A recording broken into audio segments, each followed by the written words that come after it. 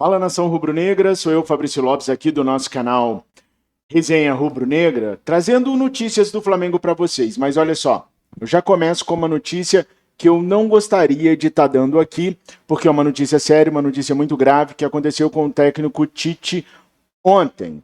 Bom, o Flamengo soltou nessa manhã a seguinte notinha, pessoal. O Clube de Regatas do Flamengo informa que, após a partida de ontem em La Paz, o técnico Tite passou mal e necessitou de atendimento do departamento médico rubro-negro. Foram detectadas elevações das frequências cardíacas, arritmia causadas pela altitude. O treinador foi prontamente medicado e assistido pelos médicos e staff durante o retorno ao Rio de Janeiro. Após o desembarque, Tite foi encaminhado diretamente ao Hospital Copa Star para a realização de exames que confirmaram a fibrilação atrial. O laudo não apontou a necessidade de intervenção cirúrgica até o momento. O treinador está lúcido, estável, mas permanece internado para a reversão do quadro através de medicamentos. Claro, todos nós desejamos pronta recuperação para o técnico Tite. Não vejo motivos para que se façam gracinhas, para que se brinquem com a condição de saúde do treinador. Uma coisa é a gente discordar daquilo que acontece dentro de campo. Outra coisa é a gente brincar com um fator tão importante assim na vida de uma pessoa. Por exemplo, eu tenho alguns exemplos para trazer para vocês de pessoas que passaram pela mesma situação que o técnico Tite passou, tá? Um deles é o Muricy Ramalho. O Muricy ainda no Flamengo chegou a ser internado, se não me falha a memória, no Samaritano, por conta de arritmias, e logo em seguida desistiu da carreira de treinador. Como vocês sabem, eu sou muito fã dessa banda, Guns N' Roses. É a minha banda favorita. O guitarrista do Guns, o Slash, ele tem esse problema. E no caso dele, como era uma situação muito grave, por conta de anos e anos abusando de bebida alcoólica, ele teve que fazer uma cirurgia onde ele colocou 2 marca-passos no coração, no peito. O que acontece? Toda vez que acontece uma arritmia cardíaca, automaticamente esses marca-passos são acionados para poder colocar o coração para bater da maneira que tem que bater, da maneira correta, tá? Porque a arritmia é isso, é a batida irregular do coração. O coração bate acelerado e de forma irregular. O que vai acontecer com o técnico Tite? Ele vai ficar 48 horas sob observação, porque os efeitos dessa arritmia ele costuma passar com 48 horas. O Tite não tem esse quadro geralmente, não é uma coisa que ele convive na vida dele, essa arritmia. Então a observação vai determinar se a arritmia vai continuar ou se em 48 horas ela vai passar, porque pode ter sido causado pelos efeitos da altitude. Se passar em 48 horas o treinador vai ser liberado para voltar às suas atividades normais. Se durante a observação eles perceberem que a arritmia não está parando, aí ele pode ficar internado até por 7 dias, uma semana. E se durante esses 7 dias não resolver com os medicamentos, aí uma outra situação pode ser feita para resolver o problema do técnico Tite. O Renato Gaúcho tinha o mesmo problema e fez um procedimento chamado ablação, que reduziu bastante os problemas do técnico e hoje ele pode viver uma vida saudável sem limitação nenhuma, tá? A fibrilação atrial, ela não leva à morte, mas ela pode, geralmente não leva à morte, mas pode levar, por exemplo, a um AVC, que é um acidente vascular cardíaco. Por quê? Porque acaba por diminuir o fluxo de sangue, e diminuindo o fluxo de sangue, a tendência é a formação de coágulos. E se esses coágulos forem para o cérebro, pode entupir alguma veia e aí causar o AVC. Então é uma coisa que tem que ficar esperto, tem que ser muito observado, e o técnico Tite vai passar por tudo isso que eu falei para vocês aí, para terem certeza que nada de mal vai acontecer com o treinador rubro-negro. Tudo saindo, transcorrendo da melhor maneira, esperamos que nas próximas 48 horas o quadro se acabe, os efeitos passem, ele passe a ter os batimentos normais normalmente, que isso seja apenas por conta da altitude, para ele poder seguir a vida dele naturalmente, a vida dele normalmente. Para o jogo contra o Bragantino nesse final de semana, chances micro do técnico Tite estar em campo. Chance zero. Quem deve assinar como treinador do Flamengo é o Matheus Batti, filho do treinador, que deve, inclusive, junto com o Kleber Xavier, dar os treinos no Ninho do Urubu. Então, fica aqui a minha solidariedade ao Matheus, a toda a comissão técnica do Tite, à família do Tite e ao treinador, e os nossos desejos de pronta recuperação ao técnico rubro-negro.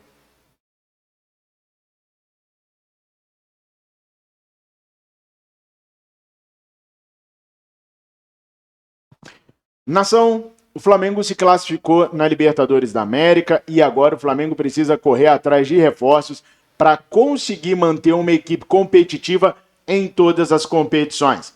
Mas olha só, pessoal, não é só manter um quadro de jogadores grande para poder fazer frente aos adversários, não. É contratar com qualidade e, principalmente, lutar por datas mais aceitáveis e amenas para o Clube de Regatas do Flamengo poder disputar suas competições. Eu venho cobrando do Diogo Lemos uma mudança de postura para que o Flamengo não seja tão prejudicado assim com relação ao calendário que a CBF vem impondo ao Clube Rubro-Negro. Só que não é o Diogo Lemos que está à frente mais dessa situação do Flamengo na CBF, não. Ele não está sendo mais responsável pela questão de conversar com a CBF, com a questão de lidar com a CBF, ou seja, ele não é mais o vice-presidente de Relações Externas do Flamengo. O vice-presidente de Relações Externas do Flamengo é o Goni Arruda, que é um ex-deputado que é o responsável pela formação da primeira chapa azul do Flamengo. Ele, junto com Flávio Godin, foram quem idealizaram a chapa azul, que trazia Rodrigo Toches, Rodolfo Landim, Valim Vasconcelos, aquela turma que veio antes do Eduardo Bandeira de Mello, que convidou o EBM a ser o seu presidente, uma vez que foi impugnada a candidatura do Valim Vasconcelos àquela época.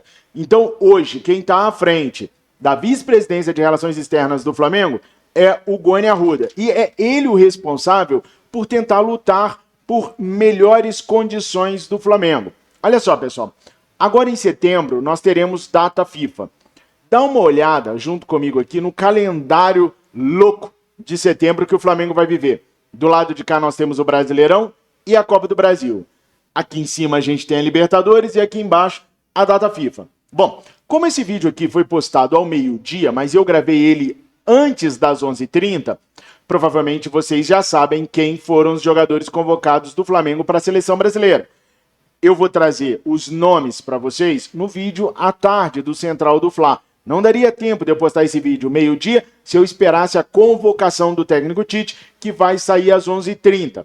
Mas, provavelmente, o treinador da seleção brasileira vai convocar o Gerson, o Ayrton Lucas ou o Fabrício Bruno. Um desses três, ou os três, o técnico Dorival Júnior vai convocar. Toda vez eu confundo o Dorival com o Tite, né? Confundi no vídeo hoje pela manhã, mas é o Dorival Júnior que vai fazer a convocação da seleção brasileira hoje às 11h30. Esses três jogadores estão cotados para serem convocados. Gerson, Ayrton Lucas e Fabrício Bruno. Você já está sabendo aí quem é. Se não sabe, é só esperar o vídeo de tarde no Central do Fla que eu vou pontuar isso para vocês.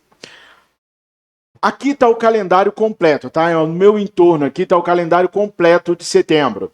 Mas eu coloquei numa ordem mais entendível para vocês entenderem o tamanho dos nossos problemas, tá? Dia 25 de agosto, às 20 horas, domingo agora, a gente vai enfrentar o Bragantino no Maracanã. Aí no dia 28, ou seja, 3 dias depois, às 21h30, a gente começa a decidir as quartas de final da Copa do Brasil contra o Bahia lá em Salvador. Então espia só, 25 joga no Maracanã, treina dia 26 e 27, viaja no dia 27 para jogar lá na Bahia no dia 28. Volta no dia 29 para o Rio de Janeiro, no próprio dia 28, né? Mas vai chegar na madrugada do dia 29 para jogar no dia 1º de setembro, às 16 horas, um domingão, tá? Contra o Corinthians lá em Itaquera. Então a gente volta da Bahia no dia 29, treina no dia 30, 31, dia 1º, a gente tem que estar em São Paulo para jogar contra o Corinthians. Aí o que acontece, pessoal? No dia 4, os jogadores convocados para a seleção chilena, para a seleção uruguaia e para a seleção brasileira têm que se apresentar às suas seleções, no dia 4. Porque a data FIFA é do dia 5 ao dia 10 de setembro. Então os caras têm que se apresentar antes, tá? Prováveis convocados: na seleção do Chile, Eric Pulgar; na seleção do Uruguai, Varela, De La Cruz, talvez o Arrascaeta, se tiver retornado até então, acho difícil, né? Mas De La Cruz e Varela. E na seleção brasileira, esses três que eu já falei para vocês: Gerson, Ayrton Lucas e Fabrício Bruno. Aí, gente, os jogos são o seguinte, ó, olhando para lá. No dia 5 de setembro, a Argentina pega o Chile do Eric Pulgar. No dia 6 de setembro, o Uruguai pega o Paraguai no Uruguai. No dia 6 também, o Brasil joga com o Equador aqui no Brasil. No dia 10, o Chile enfrenta a Bolívia, no Chile. No dia 10, a Venezuela pega o Uruguai. Aliás, o Uruguai pega a Venezuela lá na Venezuela. E no dia 10 também, o Brasil vai no Paraguai para poder enfrentar a seleção local. Ou seja, os caras vão jogar aí do dia 5 ao dia 10. Voltam em voo fretado, talvez. O Flamengo ainda vai ver como é que vai ser essa logística, mas retornam ao Flamengo no dia 11. Sabe o que acontece no dia 12? Tem jogo Flamengo e Bahia no Maracanã, o jogo de volta da Copa do Brasil. Ou seja, o De La Cruz e o Varela jogam no dia 10, assim como o Eric Pulgar, assim como Gerson, Ayrton Lucas e Fabrício Bruno, se forem convocados, para no dia 12 estarem em campo novamente para definir a nossa classificação à semifinal da Copa do Brasil. Olha como é que a situação ficou complicada para o Flamengo, que pode acabar perdendo um desses jogadores aí. Eles chegando da seleção exaustos e vindo jogar no Flamengo, já exaustos como estão, depois de ter jogado na altitude, jogar contra o Bragantino, irem para o jogo contra o Corinthians, que sempre é um jogo difícil, ainda mais o Corinthians jogando a segunda, a possibilidade de ir para a segunda divisão, né, estando lá na zona de rebaixamento. Os caras vão passar por seleções e depois voltar para definir a Copa do Brasil. Aí, gente, não para nisso não. No dia 15, tem o jogo contra os viceínos. 3 dias depois da decisão da Copa do Brasil, a gente joga contra o Vasco. No dia 18, a gente pega o Peñarol, velho, no Maracanã. Dia 18. Olha a sequência insana de jogos. E no dia 22, a gente vai ao Rio Grande do Sul para pegar o Grêmio lá no Olímpico pelo Brasileirão. No dia 25, a gente vai ao Uruguai definir a nossa classificação contra o Peñarol. E no dia 29, a gente pega o Atlético Paranaense no Maracanã. A maioria desses jogos aqui, até o jogo contra o Peñarol, a gente não vai contar com a Arrascaeta, com Pedro, com Gabriel Barbosa, sem falar que a gente já não conta mesmo com Cebolinha e com Matias Vinha. Então, olha a quantidade de jogos e de jogos complicadíssimos que nós vamos enfrentar, tudo encavalado nesse final de mês de agosto, início do mês de setembro. E não há como trabalhar se não tiver uma força muito grande dentro da Conmebol e dentro da CBF para trabalhar com essas datas não, pessoal. É por isso que se torna importantíssimo a questão do Rodolfo Landim, do Marcos Braz e do Bruno Spindel trabalharem os reforços. Eu já falei hoje pela manhã com vocês como que está a situação de Gonzalo Plata, de Carlos Alcaraz, né, e do Alexandro, que são os 3 jogadores que neste momento o Flamengo se adianta em conversas para trazer para a equipe do Mengão, nos ajudar a reforçar o elenco para a gente poder caminhar, sem contar que o Michael já chegou, vai nos ajudar. Aliás, tem muita gente perguntando, Fabrício, o Michael pode jogar a Copa do Brasil? Pode, o Michael pode jogar a Copa do Brasil, ele já está inscrito, como eu mostrei ontem para vocês, e está liberado para jogar também a Copa do Brasil. Agora, por que o Flamengo tem tantas dificuldades em contratar jogadores? Vou mostrar para vocês a questão salarial desses atletas que o Flamengo hoje negocia para trazer no Mengão Queridão. Mas antes, eu queria pedir para que você nos apoiasse sendo o nosso patrocinador master aqui do canal. Por apenas R$ 1,99, você pode nos ajudar, você vai nos ajudar a permanecer aqui no YouTube. Olha só, hoje eu já soltei vídeo aqui no Resenha Rubro Negra exclusivos para os membros do Clube VVP. Se você não viu, é porque você ainda não clicou no link que está aqui na descrição desse vídeo e também no comentário fixado e ainda não se transformou num patrocinador master do nosso canal. Gente, é só R$ 1,99. É bem baratinho, bem pequenininho, para não pesar no bolso de vocês e vocês poderem colaborar conosco para que a gente possa continuar aqui no YouTube trazendo as notícias do Flamengo, sempre de forma verdadeira. A verdade aqui sempre é dita, doa quem doer, mesmo que doe nós mesmos.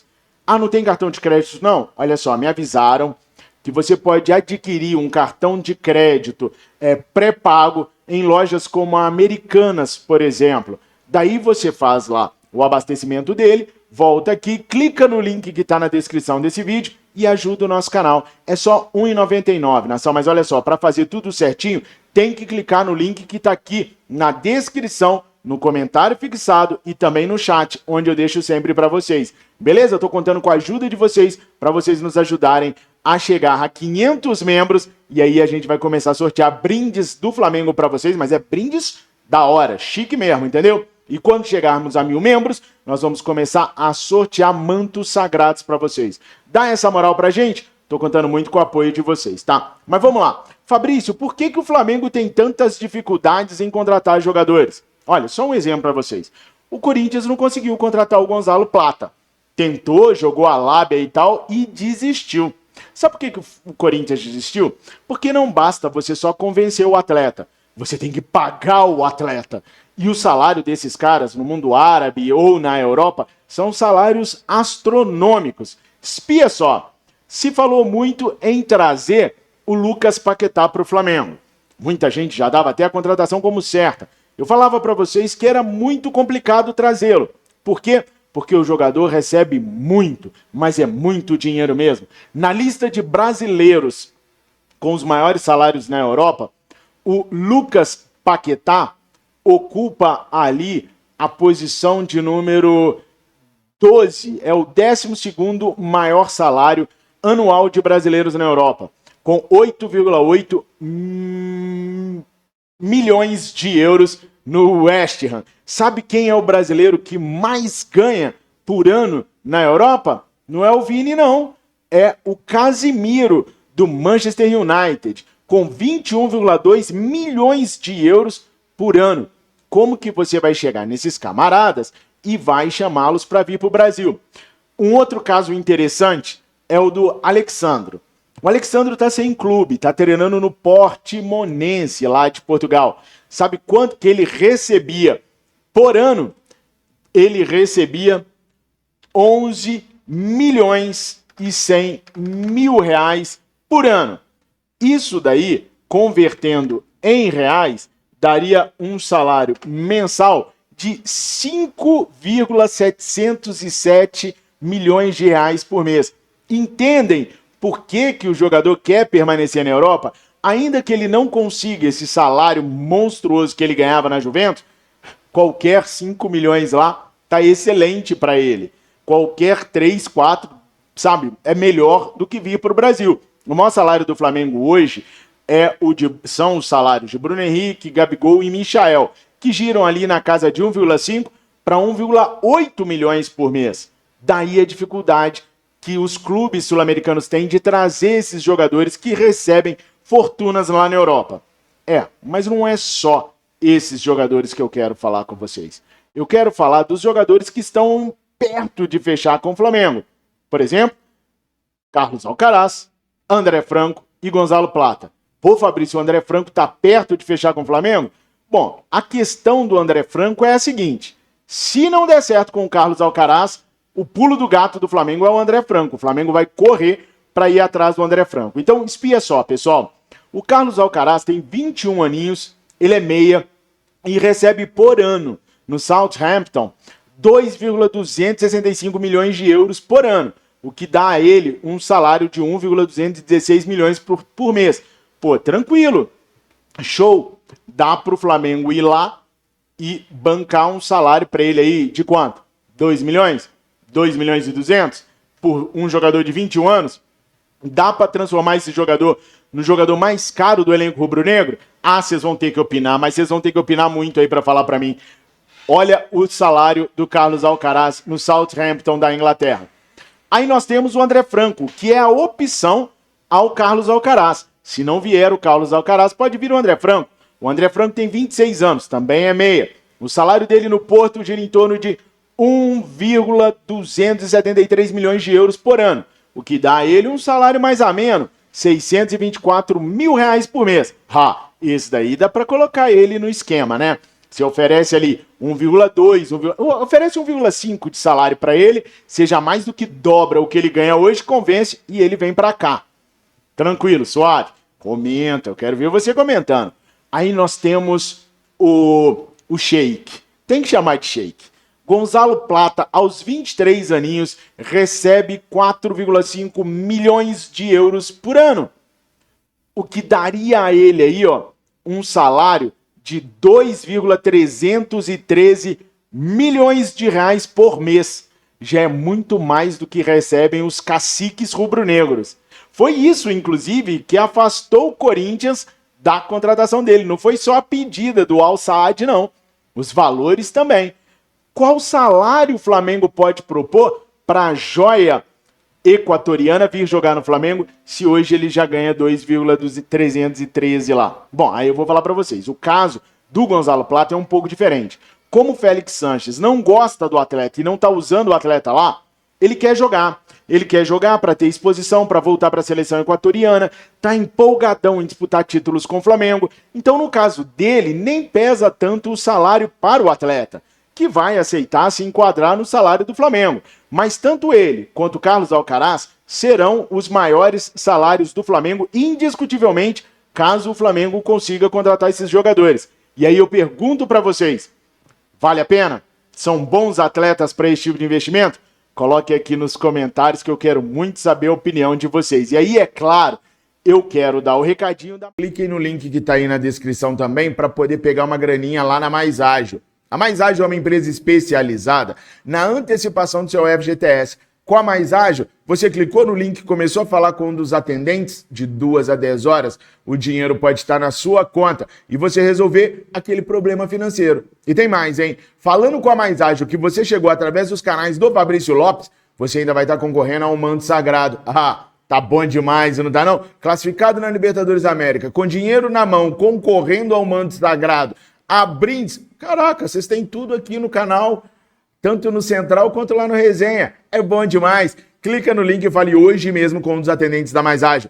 A Mais Ágil a gente recomenda porque a gente confia. Pra gente aqui também, e torne-se um patrocinador master por apenas R$ 1,99. Eu tô contando com vocês. Curta, comenta, compartilha, se inscreva no nosso canal. Tenham todos vocês um excelente final de sexta-feira. Pronta a recuperação pro técnico Tite. Tamo junto, Tite. Sempre, irmão. Fiquem com Deus. Saudações rubro-negra.